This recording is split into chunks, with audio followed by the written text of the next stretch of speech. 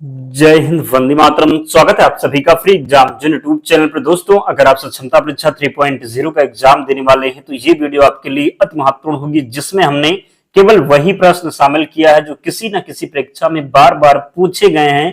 तो सभी प्रश्नों को पूरे ध्यान से देखना है, विश्वास रखिए, निश्चित ही यहां से प्रश्न बनेगा आपके एग्जाम में। तो चलिए सेशन को प्रारंभ करते हैं और पहला शानदार प्रश्न देखते हैं। भारत देश में कितने पूर्ण राज्य हैं? तो भारत में कितने राज्य हैं? तो 28 राज्य हैं, याद रखना है।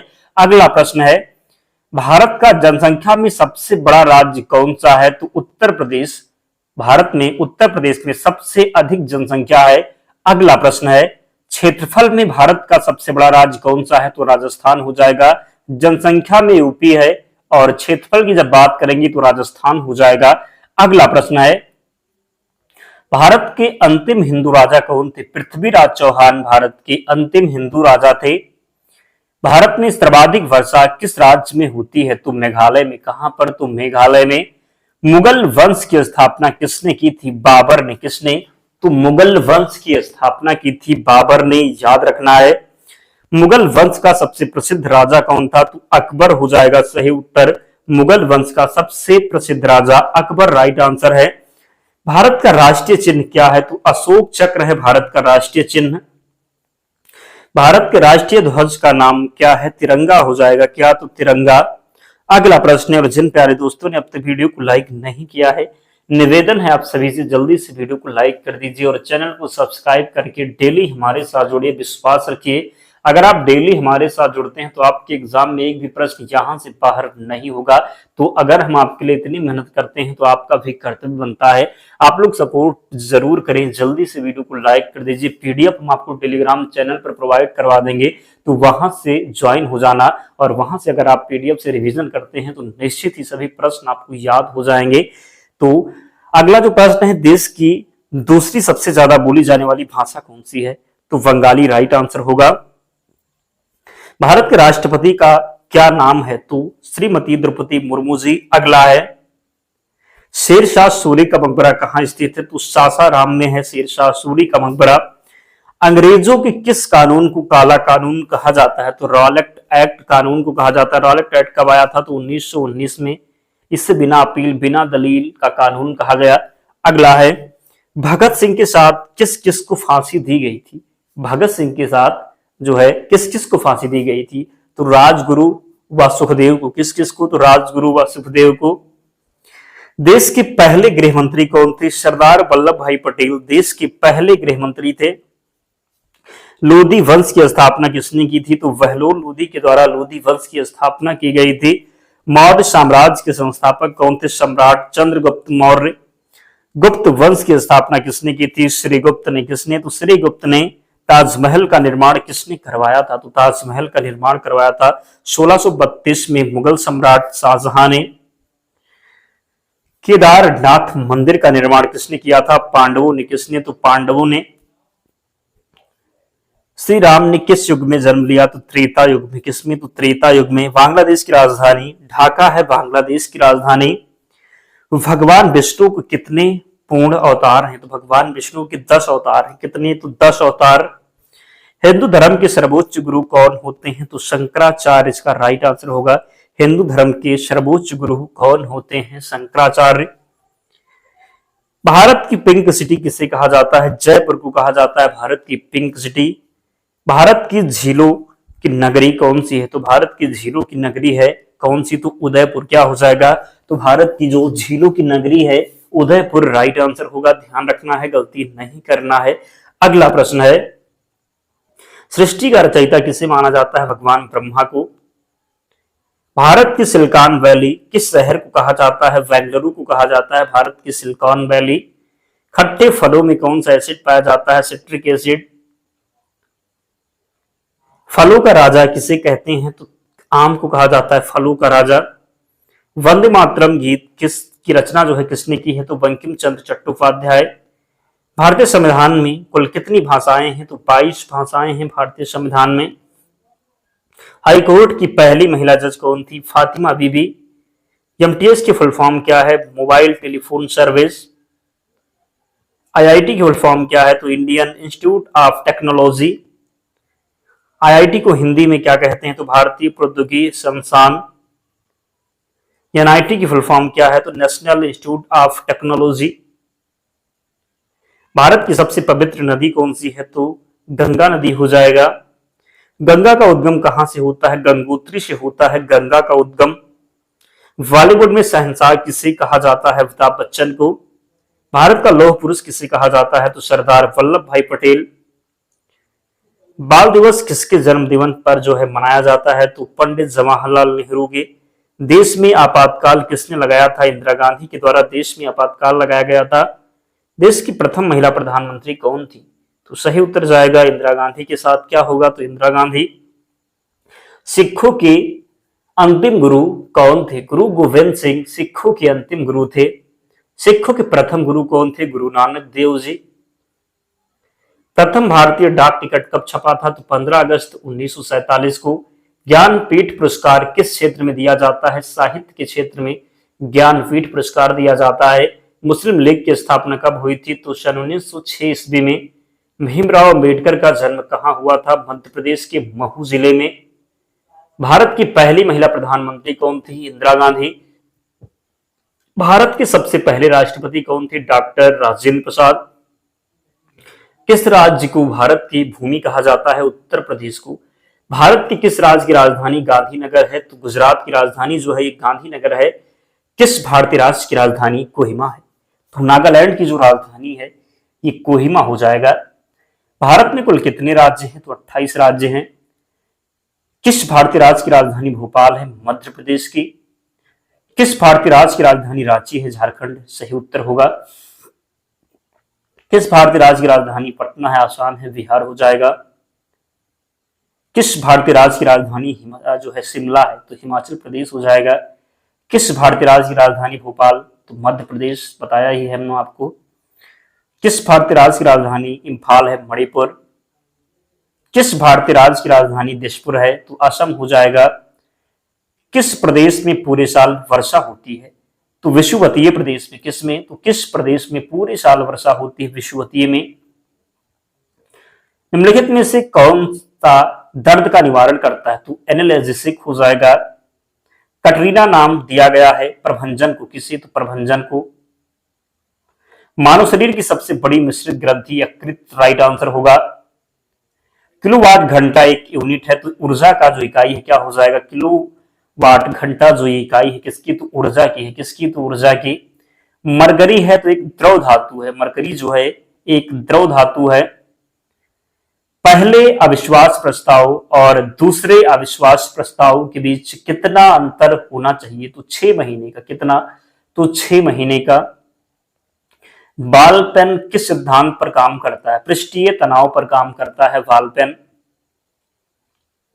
भारत के नियंत्रक एवं महालेखा परीक्षक का कार्यकाल कितने वर्षों का होता है? 6 वर्ष का होता है। पश्चिम बंगाल में रानीगंज का संबंध है कोयला क्षेत्र से। ड्रेन का सिद्धांत किसने प्रतिपादित किया था? दादा भाई नौरोजी। सबसे अधिक अपवर्तनांक वाला आंख का अंग है लेंस हो जाएगा। उस खाद्य फसल का नाम बताइए जो भारत में सबसे अधिक उपज देती है? चावल। जोजिला दर्रा जोड़ता है श्रीनगर और लेह को। आईसीटीपी रामानुजन पुरस्कार तो उत्कृष्टता के लिए प्रतिवर्ष दिया जाता है। किसमें? तो गणित। किसमें? तो गणित हो जाएगा। रामानुज पुरस्कार किसमें दिया जाता है? तो गणित हो जाएगा। निम्न में से कौन सा बौद्ध स्थल उत्तर प्रदेश में स्थित है? सारनाथ। निम्न में से कौन सा अंतर्जनित बलों का परिणाम नहीं है? तो समुद्री तरंग। निम्न में से कौन सी ब्रह्मपुत्र नदी की एक सहायक नदी है जो भूटान से होकर बहती है? वांगछू नदी। क्रिकेट में निम्न में से कौन सी फील्डिंग पोजीशन बल्लेबाज के पीछे होती है? तो पहली स्लिप। अगला है रैमन मैग्सेसे पुरस्कार की शुरुआत किस वर्ष में? तो 1957 में। भारत के संविधान के अनुच्छेद में कितनी अनुसूचियां हैं? तो जातियों और अनुसूचित जनजातियों के लिए लोकसभा में सीटों के आरक्षण की अवधारणा को रेखांकित किया गया है। पूछा गया है कि जातियों और अनुसूचित जनजातियों के लिए लोकसभा में सीटों के आरक्षण की अवधारणा जो है ये किसमें रेखांकित किया गया है? तो अनुच्छेद 330 में। पूछा जाए संविधान में कितनी कुल अनुसूचियां हैं? तो 12 अनुसूचियां हैं। मूल संविधान में अगर पूछा जाए तो केवल 8 अनुसूचियां थी, वर्तमान में कितनी है? तो 12 अनुसूचियां हैं। सेल के अंतर्गत आने वाला स्टील प्लांट निम्न में से किस स्थान पर स्थित है? भिलाई में। कहां पर? तो भिलाई में। आलेट्टू राज्य का एक लोक नृत्य है नागालैंड।